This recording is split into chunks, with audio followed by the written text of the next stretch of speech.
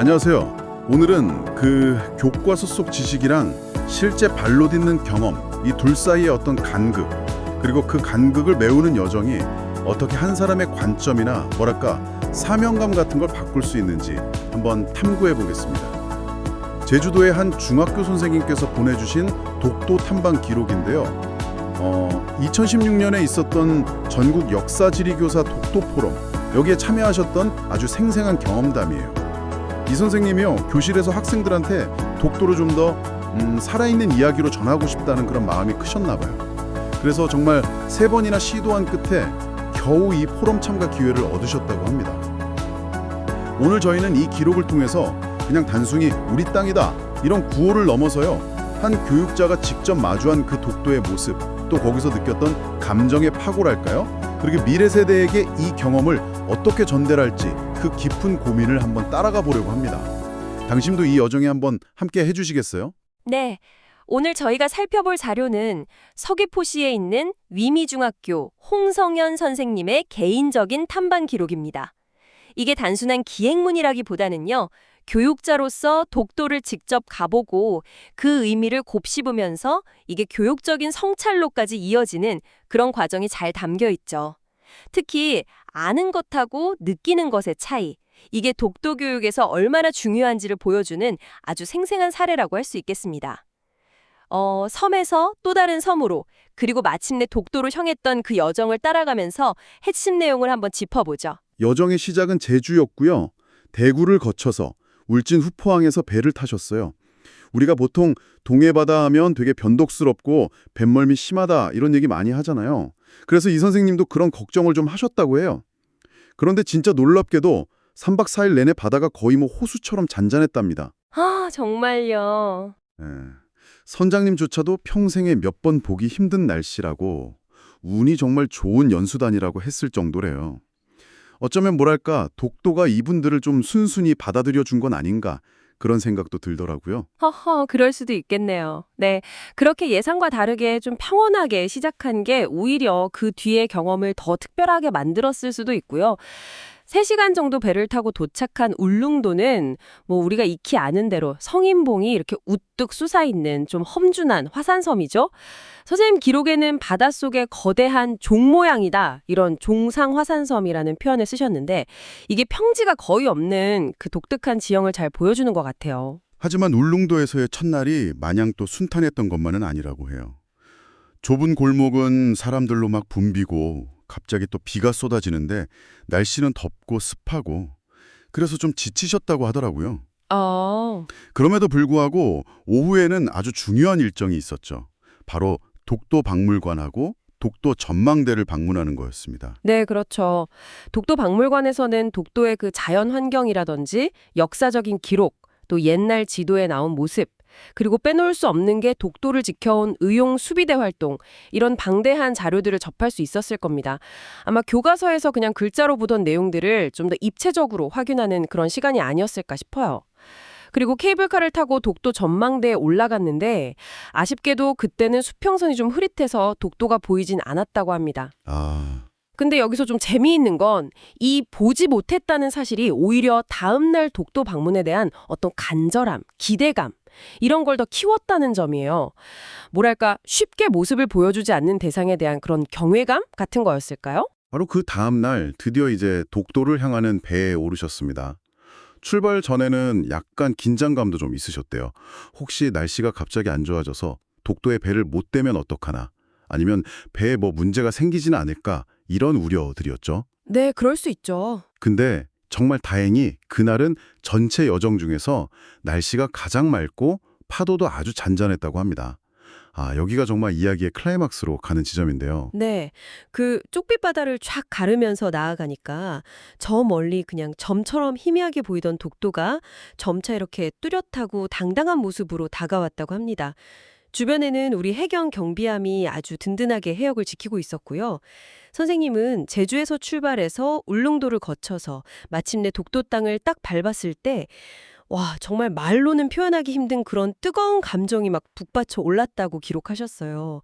그 동도랑 서도가 동해를 이렇게 품에 안은 것처럼 솟아있는 모습, 그 장엄함에 완전히 압도된 거죠. 눈앞에 펼쳐진 광경은 그야말로 살아있는 독도 그 자체였던 거죠. 우뚝 솟은 동도하고 서도, 또 그 사이에 있는 작은 바위섬들, 저 건너편 서도에 보이는 어민 숙소랑 길게 이어진 계단, 그리고 젊고 아주 씩씩해 보이는 우리 경찰대원들, 또 하늘을 막 뒤덮을 것처럼 날아다니는 그 수많은 괭이갈매기들까지. 네, 괭이갈매기 정말 많죠. 이 모든 게 그냥 하나로 어우러져서 이것을 왜 지켜야 하는가에 대한 답을 그냥 온몸으로 느끼게 했다고 해요. 무슨 구호나 설명이 필요 없는 그런 직관적인 깨달음이었던 거죠. 특히 이 교사 연수단은 일반 방문객들하고는 좀 다르게 1시간 정도 독도 경비대의 안내를 받으면서 동도의 일부를 직접 탐방할 기회를 가졌다고 해요. 보통은 접안 시간이 짧아서 보기 힘든 독도의 속살을 좀 더 가까이에서 볼 수 있었던 거죠.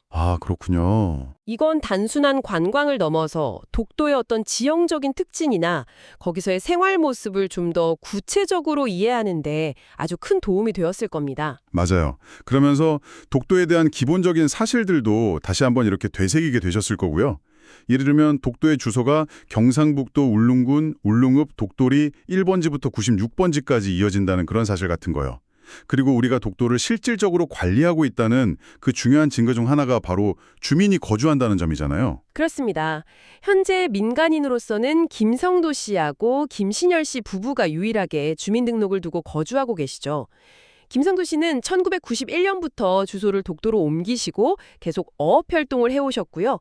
이분들 외에도 경찰 경비대원이나 등대 관리원 같은 분들이 한 30명에서 40명 정도 상주하면서 독도를 지키고 있습니다. 또 화산 활동으로 생긴 동도 서도랑 89개의 부속섬으로 이루어져 있고 섬 전체가 천연기념물로 지정돼서 보호받고 있다는 점도 중요하죠. 네. 이런 실제 거주나 행정관리 또 경비활동 같은 것들이 바로 국제사회에 우리가 독도를 실효적으로 지배하고 있다는 것을 보여주는 핵심적인 근거가 되는 겁니다. 실효적 지배라는 말이 여기서 나오는군요. 그러니까 단순히 우리 땅이다 이렇게 주장하는 걸 넘어서 실제로 행정력이 미치고 주민이 살아가고 경제활동을 하고 이런 식으로 국가로서의 통치권이 미치고 있다는 걸 보여주는 게 중요하다. 이런 의미로 받아들이면 될까요? 정확합니다. 네. 영토 분쟁에서는 그 실효적 지배라는 게 아주 중요한 법적 또 외교적 요소거든요. 누가 오랫동안 평화롭고 또 지속적으로 해당 영토를 실질적으로 관리하고 통치해 왔는가? 이게 관건이죠. 따라서 김성도 씨 부부의 거주라든지 경찰 경비대의 상주, 등대 운영 같은 것들은 그냥 단순한 상징을 넘어서서 우리의 주권을 더 공고히 하는 실질적인 행위로 평가받는 겁니다. 그렇군요. 선생님은 그 정말 귀한 시간 동안 태극기를 들고 사진도 찍으시고 독도의 풍경 하나하나를 카메라에 담느라 아주 분주하셨다고 해요. 물론 나중에 학생들 보여줄 교육 자료를 만들려는 목적도 있었겠지만 그 순간 자체가 너무 소중해서 모든 장면을 그냥 놓치고 싶지 않으셨다고 합니다. 그리고 재미있는 일화도 하나 있었어요. 그 경찰 숙소 앞에 한국령 이렇게 글자가 새겨진 바위가 있는데 거기에 오르려다가 넘어지셔서 무릎에 좀 상처가 나셨대요. 아이고. 근데 이걸 북도가 준 영광의 상처다 이렇게 여기면서 웃으셨다는 이야기가 참 기억에 남더라고요. 허허, 네. 그 짧은 시간 동안 정말 많은 걸 보고 느끼려고 애쓰신 모습이 그려지네요.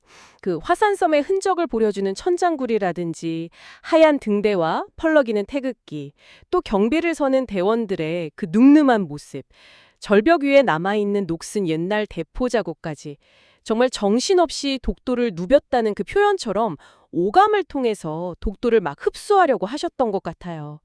떠날 시간이 되었을 때는 정말 발길이 안 떨어져서 몇 번이나 뒤돌아보면서 아쉬움을 달랬고 결국 배에는 가장 마지막으로 오르셨다고 합니다. 네. 그 벅찬 감정은 돌아오는 뱃길에서 한편의 시로 이렇게 응축되는데요. 시인데요. 잠시 좀 음미해 볼까요? 120만 살 제주에서 250만 살 울릉도로, 또 450만 살 독도로. 바다를 넘는 것은 세월을 넘는 것, 세월을 넘는 것은 뿌리에 닿는 것, 섬. 국토의 막내가 아닌 국토의 심연, 가장 먼저 해 뜨는 곳. 거기에 동해가 있다, 역사가 있다, 뿌리가 있다. 독도가 있었다. 우리가 흔히 독도를 우리 국토의 막내처럼 생각하기 쉬운데 지질학적으로는 사실 가장 오래된 450만 살의 섬이라는 그 사실을 통해서 독도가 그냥 단순히 동쪽 끝에 있는 섬이 아니라 우리 역사의 뿌리이자 시작점이다. 이걸 이야기하고 있어요. 이 시를 통해서 선생님이 느꼈던 그 감동의 깊이가 정말 전해지는 것 같습니다. 네, 아주 인상적인 시입니다. 그 지질학적인 사실에다가 감성적이고 역사적인 의미를 부여하면서 독도의 위상을 좀 새롭게 정의하려는 시도가 돋보이네요. 그리고 이런 감동과 성찰은 저녁에 이어진 경북대학교 이정태 교수의 특강과 토론으로 더 깊어졌다고 합니다. 독도 문제의 자초지종과 대책이라는 주제였는데 여기서 독도 교육의 본질에 대한 아주 중요한 질문이 제기됩니다. 어떤 질문이었나요? 바로 그 독도 교육의 궁극적인 목표가 무엇이어야 하는가 여기에 대한 것이었어요. 이정태 교수님은 학생들이 왜 독도가 한국 땅인가 이 근본적인 질문에 대해서 스스로 명확하고 또 자신감 있게 답할 수 있도록 그 역량을 길러주는 것이 핵심이라고 강조하셨습니다. 그냥 단순히 우리 땅 이렇게 외치는 수준을 넘어서야 한다는 거죠. 그러니까 감정적인 구호에 그치는 게 아니라 논리적인 근거를 제대로 제시할 수 있어야 한다 이런 말씀이시군요. 뭐 예를 들면 지정학적인 위치라던가 독도라는 명칭의 역사, 또 아까 말씀하신 실효적 지배의 증거들, 그리고 국제법적인 근거 같은 것들을 바탕으로요. 우리 국민들뿐만 아니라 외국인에게도 이걸 설득력 있게 설명할 수 있는 능력, 이게 필요하다는 거네요. 맞습니다.